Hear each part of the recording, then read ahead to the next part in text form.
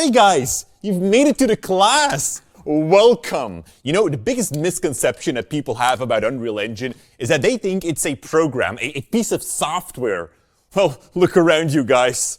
Welcome in Unreal Engine 5. And as you can see, this is not a software. This is a machine. And I'm the supervisor, the quality assurance supervisor. I have to make sure that the engine keeps running and that there's no meltdown. So I know every button, every wire, every dial, and that is why I'm here to teach you how you can get started with Unreal Engine 5 as well. So without further ado, guys, let's put on your helmet so that we're safe.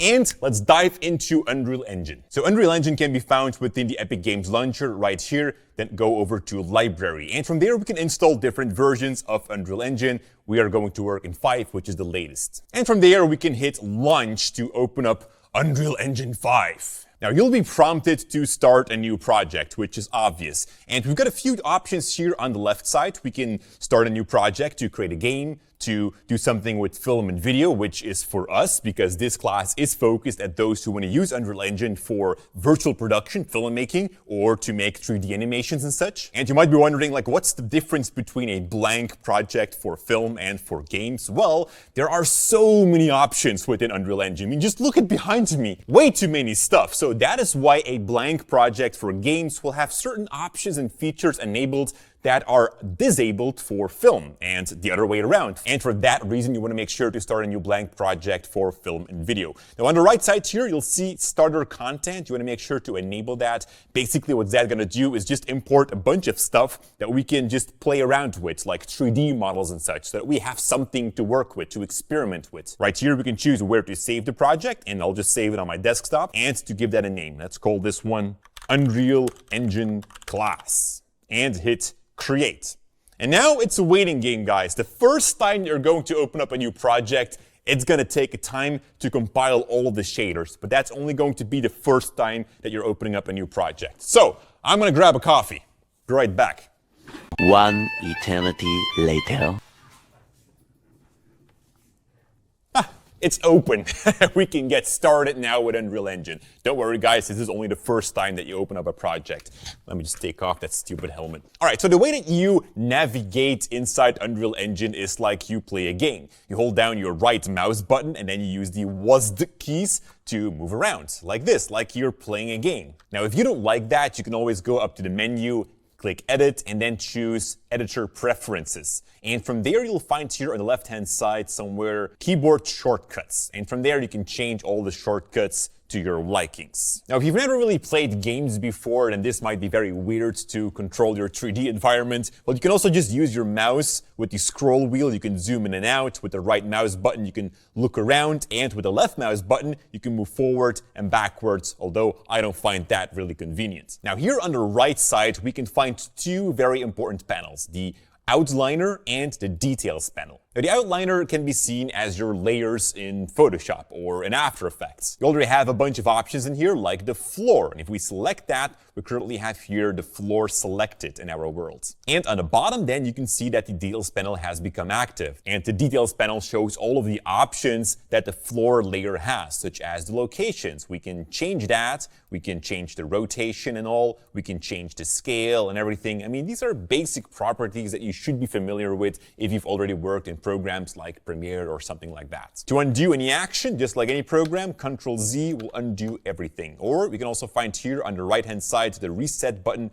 for that program to bring it back to its default settings. Now, not every layer is an actual physical or digital object. It could also be something like a light source, as you can see right here. We also have a skylight, and all of these things, what they exactly do, we'll get into that later in this class. Now, here on the bottom, you can find the content drawer. We can click on it, or we can also hit Control Space to hide that or to bring it back open. If you don't like it that this panel hides itself automatically each time, you can also say here on the right side, Dock in Layout, and then it will stay there permanently. Now, what is the content browser? Well, here you collect all of the assets that you're going to work with. Every 3D model that you're going to import will be imported in here. It doesn't mean per se that you have to use it in your world. You can see it as your projects panel in Premiere or in After Effects. You just collect everything in here. And we can find back here the starter content folder. This was imported as we checked that box when we created the project. And if we double click on it, we can find a bunch of stuff. Like if we scroll down here, we should find somewhere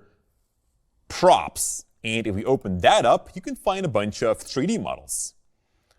We have things like chairs, we've got a bench right here, we should also have a table somewhere right there. And to insert them into our world, we simply have to drag them. So we take the chair and we just drag that into the scene. And it's gonna take a little time to also render the textures, the materials and all, and once that is done, you can see your chair here in the world. Now, if for some reason you've been dragging around these panels like this, and maybe you've closed a few things, I don't know what, and you don't know what's going on anymore, and like, what happened to my Unreal Engine? Well, no worries, you can always go here on top to Window, and from the bottom here, say Load, Layout, and then click Default Editor Layout, and that will just kind of like reset everything back. So don't worry too much about that. You can also, of course, create your own custom layout, and if you then go back to Window on top, you can save that layout as a new preset. But okay, let's focus on that chair right now, because it looks so beautiful. We can select that chair, and as we do that, automatically the layer itself will be selected in the outliner. And we've seen that we can change the location and all through these options down here, but that is not so convenient. We want to use the tools, the widgets. And you can see here this little axis widget as we select it, which allows us to move it around on the X, Y, and Z axis, which is going to be more precise. We can also rotate it, and for that we take the rotate tool here on top, select that, and you can now see that the widget changes.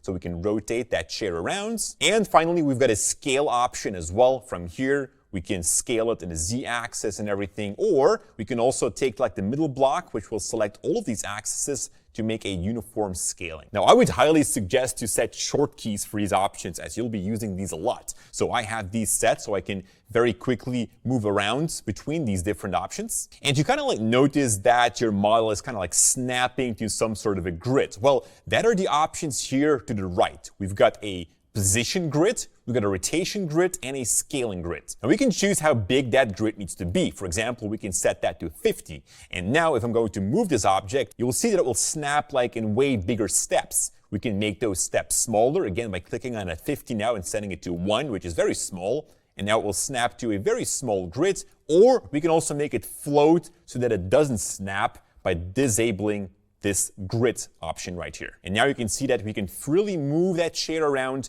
without it being snapped to any grids. And that is the same thing for the rotation and the scaling. You can play around with these options.